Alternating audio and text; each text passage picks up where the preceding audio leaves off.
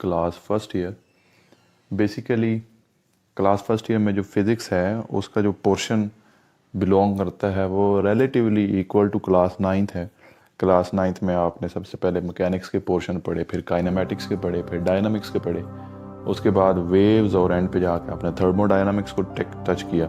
तो first year का syllabus भी तकरीबन उसी सिनेरियो में चलता है, लेकिन चूँकि अब आप एक हायर क्लास को डील कर रहे हैं तो इसलिए अब की बात थोड़ा सा आप डीपली स्टडी करते हैं कि अगर आप डायनामिक्स पढ़ रहे हैं तो डायनामिक्स के बारे में आप कुछ ऐसी चीज़ों के बारे में जानेंगे कि जो क्लास नाइन्थ में आपको नहीं बताई गई। सो बेसिकली चैप्टर नंबर 1 आपका मेजरमेंट्स के बारे में ही है। तो मेजरमेंट्स में सबसे पहले आप क्लास फर्स्ट ईयर में भी base quantities, derived quantities, base units, derived units, prefixes, scientific notations, इसके बारे में पढ़ते हैं। फिर कुछ एरर्स हैं जिनके बारे में डिस्कस करते हैं। लेकिन जो इसका मेन पोर्शन है, एक बड़ा टॉपिक है, वो है डायमेंशंस का।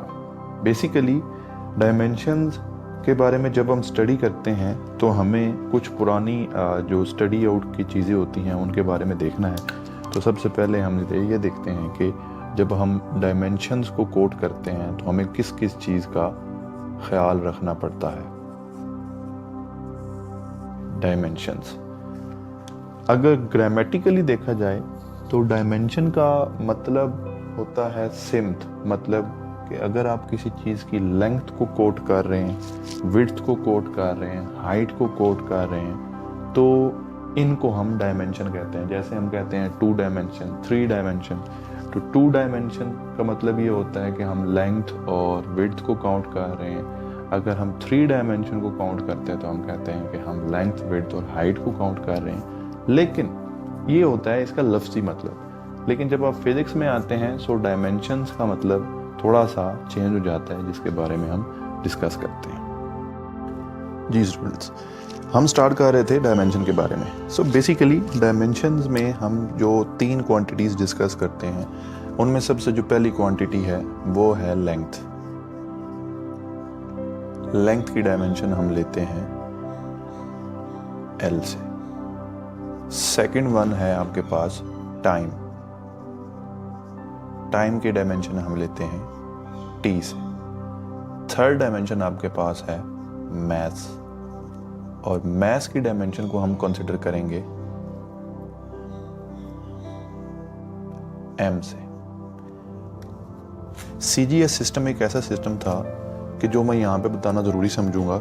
CGS सिस्टम ऐसे सिस्टम से पहले एक सिस्टम था कि जिसके बारे में ये कहा जाता था कि लेंथ, टाइम और मास जो है, अगर इन क्वांटिटीज़ को हम यूज़ करें तो दुनिया में जितनी भी डिराइव्ड क्वांटिटीज़ हैं उनको हम डिराइव कर सकते हैं। डायमेंशन का कॉन्सेप्ट तकरीबन वही है कि अगर हम इन तीनों क्वांटिटीज़ को सपोज करेंगे तो हम किसी भी टर्म के यूनिट से हम इनसे मदद लेते हुए हम कोई ना कोई डायमेंशन जो है वो फाइंड कर सकते हैं। बेसिकली लेंथ, टाइम और मास ये तकरीबन सारी डिराइव्ड क्वांटिटीज़ के कोर यूनिट्स हैं कि जो यूज़ होते हैं। सो डायमेंशन लिखने से पहले याद रखना है कि आपके पास डायमेंशन कैपिटल वर्ड में हम यूज़ करते हैं, कैपिटल अल्फ़ाबेट्स लगाते हैं, और इनकी दोनों साइडों पे हम ब्रैकेट्स को यूज़ करते हैं। मैं सबसे पहले आपके सामने एक डायमेंशन लिखता हूँ। मैं लिखता हूँ आपके पास एरिया। डायमेंशन को फाइंड आउट करने का जो मेथड है डिफरेंट है। आप कोई एक मेथड जो है वो लगा सकते हैं। मैं दोनों मेथड्स के बारे में आपसे डिस्कस करूंगा। पहला मेथड तो ये है कि आप चीज़ों के यूनिट्स से आप डायमेंशन फाइंड करें। लेकिन दूसरा मेथड ये है कि अगर आपको चीज़ों के यूनिट्स के बारे में भी नहीं पता तो आप पहले फार्मूला लिखें, फार्मूला से यूनिट बनाएं और यूनिट से डायमेंशन को डिराइव करें। जैसे कि आपके पास एरिया है, एरिया का यूनिट है, मुझे इसका यूनिट पता है मीटर स्क्वायर। इसका मतलब है कि 2 लेंथ हैं, 1 मीटर और फिर दूसरा मीटर। तो इसका मतलब है कि हम लेंथ को 2 टाइम्स यूज़ करेंगे तो इसकी डायमेंशन क्या होगी, L स्क्वायर। थोड़ा सा आगे चलते हैं। वेलोसिटी का जो फार्मूला है, इधर हमने यूनिट से निकाला, यहाँ पे हम फार्मूला से निकालते हैं। फार्मूला होता है डिस्टेंस डिवाइडेड बाई टाइम या displacement divided by time. Displacement का यूनिट क्या होगा, मीटर। टाइम का यूनिट क्या होता है, सेकंड। तो क्या बना, मीटर पर सेकंड। तो मीटर की जगह हम क्या लिखेंगे, लेंथ। ये लेंथ और सेकंड की जगह हम क्या लिखेंगे, टाइम, ये टाइम, और ऊपर क्या आ जाएगा, पर, यानी कि -1। तो इसका मतलब है कि वेलोसिटी की डायमेंशन क्या बनेगी, वेलोसिटी की डायमेंशन बनेगी LT-1 और दोनों साइडों पे ब्रैकेट्स। ठीक है जी, ये आपके पास डायमेंशन आ गई वेलोसिटी की। थोड़ा सा और आगे चलते हैं, हम लिखते हैं एक्सेलरेशन।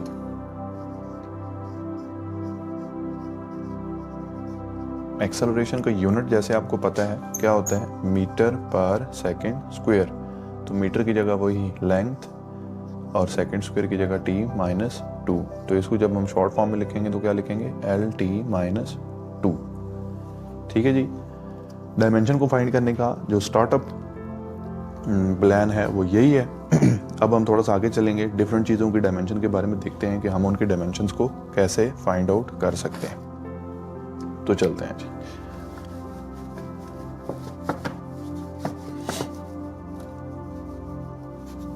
सबसे पहले मैं लिखता हूं आपके पास डायमेंशन जो है फोर्स की। हम फोर्स की डायमेंशन को फाइंड आउट करेंगे। फोर्स का यूनिट फार्मूला जो है F इज इक्वल टू होता है ma के। इसका मतलब है F is equal to m की जगह मैस यानी कि kg डॉट a की जगह क्या आ जाएगा, मीटर पर सेकेंड स्क्वायर। तो अब kg की जगह क्या लिखेंगे, m, मीटर की जगह l, सेकेंड की जगह T-2। तो क्या बन जाएगा, mL-T-2। ठीक है जी, इसके बाद हम चलते हैं वर्क इज इक्वल टू होता है F डॉट डी। F की मैंने भी डायमेंशन फाइंड की है, ML-T-2 डॉट D की जगह क्या आ जाएगा, डिस्टेंस, यानी कि एक लेंथ ऐड हो जाएगी। तो ये बन जाएगा ML2T-2। ठीक है जी, इसके बाद चलते हैं डेंसिटी होता है मैस डिवाइड बाई वॉल्यूम। तो मैस क्या आ जाएगा, kg divide by metre cube. ठीक है जी, ये जो मीटर क्यूब नीचे प्लस हो रहा है, ऊपर जाके हो जाएगा माइनस। तो ये बन जाएगा किलोग्राम पर मीटर क्यूब। तो इसकी जगह आ जाएगा ML-3। तो ये बन जाएगा ML-3। इस तरीके से आप डिफरेंट जो आपके पास वेरिएबल्स हैं या क्वांटिटीज़ हैं, मेजरमेंट्स हैं, आप उनकी डायमेंशन को आसानी से फाइंड कर सकते हैं। अब आपके पास चलते हैं जी, मोस्ट इम्पॉर्टेंट जो डायमेंशन के बारे में क्वेश्चन आता है पेपर में, उसमें एक जो आपका क्वेश्चन है वो है एग्जाम्पल नंबर 1.5। ठीक है जी, और उससे पहले कुछ शॉर्ट क्वेश्चन आते हैं, और उन शॉर्ट क्वेश्चन में ये कहा जाता है कि प्रूव दैट दिस इक्वेशन, कोई भी इक्वेशन आपको दी जाती है और आगे होता है इज डायमेंशनली करेक्ट। ठीक है, तो हमने कोई भी इक्वेशन लिखनी है और उसको ये प्रूव करना है कि ये डायमेंशनली करेक्ट है या नहीं। तो मैं दो जो आपके पास इक्वेशंस हैं उनको प्रूव करूंगा। सबसे पहले आपके पास इक्वेशन है E is equal to mc²। ठीक है जी, आइंस्टाइन इक्वेशन है। इस इक्वेशन को प्रूव करने के लिए सबसे पहले मैं यहाँ पे लाइन डालता हूँ E, एनर्जी किसके इक्वल होती है जी, वर्क के। वर्क का फार्मूला क्या होता है, F डॉट डी।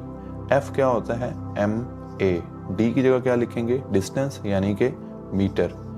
ये m kg हो जाएगा, A की जगह आ जाएगा मीटर पर सेकेंड स्क्वायर, और यहाँ पे मीटर। तो ये बन जाएगा kg मीटर स्क्वायर और पर सेकेंड स्क्वायर। तो बस यहाँ पे लिख दें ML2T-2। ये कौन सी साइड होगी, लेफ्ट हैंड साइड। यहाँ पर आ जाए राइट हैंड साइड पे mc²। c² एक्चुअली होता है स्पीड ऑफ लाइट, और इसकी जगह हम v² भी लिख सकते हैं, because it is a speed. तो हम c की जगह v को लिखते हैं। तो v वेलोसिटी है, एक्चुअली आपके पास m मैस है, ये kg, और वेलोसिटी की जगह आ जाएगा मीटर पर सेकेंड और इसका स्क्वायर। तो ये बन जाएगा किलोग्राम मीटर स्क्वायर पर सेकेंड स्क्वायर। तो बस यहाँ पे आप लिख दें ML2T-2, और ये क्या आ जाएगा, राइट हैंड साइड। सही है जी। एक और इक्वेशन प्रूव करते हैं थोड़ी सी आपके रहनुमाई के लिए। वो इक्वेशन है S is equal to V I T plus 1/2 AT²। ये बेसिकली आपके पास सेकेंड इक्वेशन ऑफ मोशन है जो न्यूटन ने दी थी। इनको प्रूव करने के लिए सबसे पहली चीज़ जो देखनी है वो है आपके पास इसकी लेफ्ट हैंड साइड और फिर चलेंगे right hand side. Left hand side पे आपके पास है S यानी कि मीटर, और इधर क्या बन जाएगा, इसकी डायमेंशन आ जाएगी L। ये बना we I T plus 1/2 AT², यानी ये इसकी कौन सी साइड है, राइट हैंड साइड। ठीक है जी। तो वी आई यानी कि LT - 1 वेलोसिटी, टी की जगह आ जाएगा टाइम प्लस 1/2 LT - 2 और T² की जगह आ जाएगा T⁻²।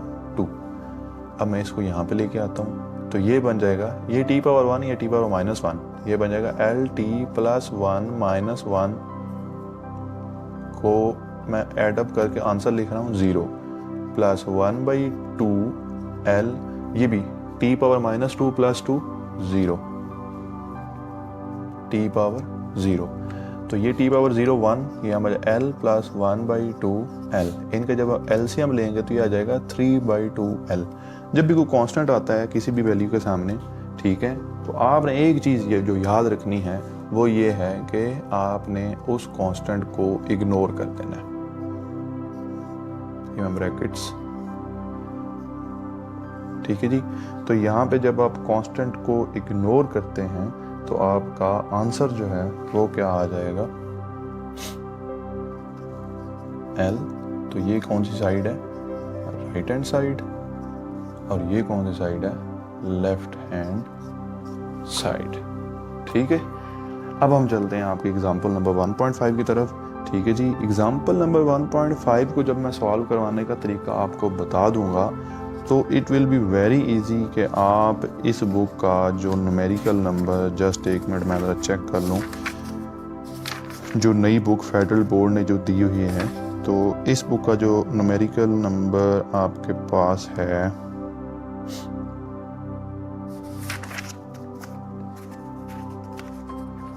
1.5, न्यूमेरिकल नंबर भी 1.5 ही है, तो ये आप आसानी से कर सकते हैं। ठीक है जी। अब मैं चलने लगा हूँ जी आपके पास जो एग्जांपल नंबर 1.5 है।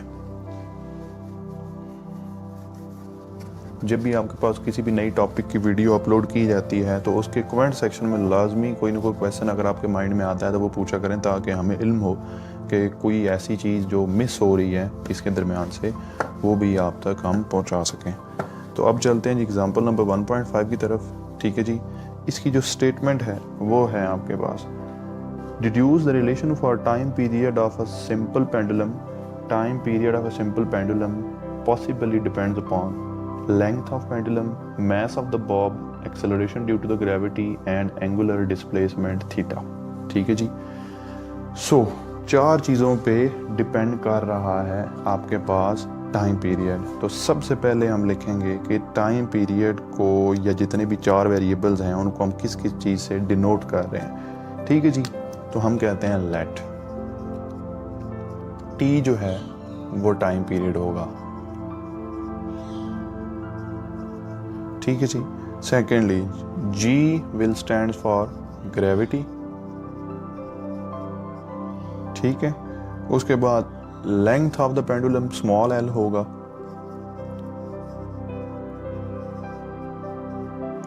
Length of pendulum.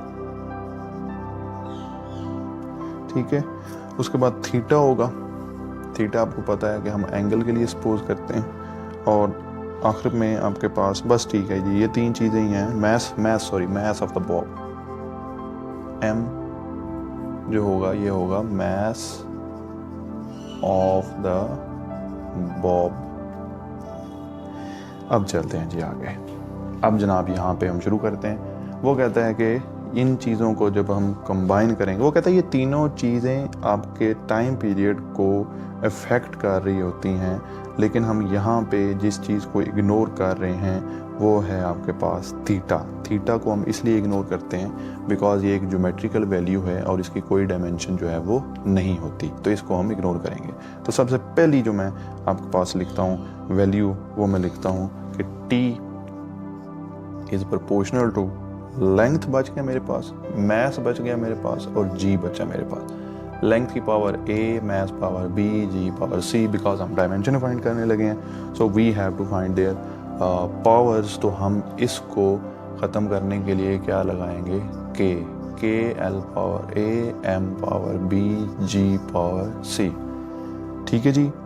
आपके पास जो बुक में है वो ये डिफरेंट आपके पास इसकी पावर्स हैं, तो मैं इसलिए चेंज कर रहा हूँ ताकि आपको एक्चुअल कॉन्सेप्ट समझ आए, ना कि आप कोई चीज़ रटने के लिए बैठे हों। तो सबसे पहले मैं लिखता हूँ यहाँ पे equation as this is an equation. So इनकी डायमेंशन भी आपस में इक्वल होंगी। तो सबसे पहले हम t की डायमेंशन लिखते हैं, t के चूंकि कांस्टेंट है तो इसको ऐसे ही लिखेंगे। Length l power a, mass m power b, g की जगह क्या है, एक्चुअली एक्सेलरेशन है तो l t माइनस 2 होगा। तो ये बना l t minus 2 power c। ठीक है जी यहाँ तक। अब देखें इक्वेटिंग कोएफिशिएंट, आपने पार्शियल फ्रैक्शन का टॉपिक अगर 9th में पढ़ा है या फर्स्ट ईयर में पढ़ा है तो उसमें एक टॉपिक था इक्वेटिंग कोएफिशिएंट। कोएफिशिएंट का मतलब क्या होता था कि अगर एक साइड पे किसी वेरिएबल की पावर है तो उसको हम कंपेयर करते थे from left to right side in the equation कि इनकी पावर का कंपैरिजन क्या होगा। देखें यहाँ पे t की पावर 1 है, इधर हम अभी निकाल लेंगे। तो यहाँ पे जो चीज़ मिसिंग है वो आपके पास एक l है और एक आपके पास m है। तो सबसे पहले हम लिखेंगे इनको इक्वेट करने के लिए l power 0, m power 0, t power 1 और ये इक्वेट हो गई, दोनों इक्वल हो गए। यहाँ पे आ जाएगा k, यहाँ पे आ जाएगा l पावर a और ये l पावर c। तो ये क्या बन जाएगा, l power a plus c, m power b और t power minus 2c। Equating यहाँ पे हम किस चीज को कंपेयर करेंगे, पावर्स ऑफ l, m और t की। सबसे पहले हम किसकी पावर को इक्वेट करेंगे, यहाँ से शुरू करते हैं, l की पावर को इक्वेट करते हैं। So a plus c is equal to 0। इस इक्वेशन को आप 1 कह लें। a plus C is equal to 0, m की पावर क्या है b, b is equal to 0, t की पावर क्या है 1 और ये क्या है माइनस 2c। इसका मतलब minus 2c is equal to 1। 3 इक्वेशनें आपके पास आई हैं, इन तीनों इक्वेशन की मदद से a b c value find करते हैं। तो यहाँ पे देखें, यहाँ से c निकालते हैं, c is equal to minus 1/2, c is equal to minus 1/2, b is equal to 0, a is equal to c की जगह क्या पुट करेंगे हम, माइनस 1/2, ये माइनस 1/2 उधर जा क्या हो जाएगा plus 1/2। So a is equal to 1/2। तो आप यहाँ पे सिंपली इन इक्वेशन को आप नाम दें 2, 3 और 4। ये इक्वेशन क्या है 1। तो मैं न्यू स्टेप यहाँ पे करता हूँ और वो है putting equation 2, 3 and 4 in equation 1। इस इक्वेशन में पुट करता हूँ। तो यहाँ पे t is equal to k l power a की जगह क्या आ जाएगा जी 1/2 डॉट m की जगह क्या आ जाएगा 0, जो बिकॉज b 0 है, और g की जगह क्या आ जाएगा माइनस 1/2। अब k को तो आप फिलहाल k ही रहने दें, m पावर 0 1 बन गया। तो इसको मैं यूँ लिख सकता हूँ t is equal to k l power 1/2 divide by g power 1/2। Because g की पावर माइनस है तो नीचे आके प्लस हो जाएगी। 1/2 यानी कि अंडर रूट है, इसलिए k into under root l over g। So यहाँ पे k की जो वैल्यू है वो आप लिखेंगे इन SI सिस्टम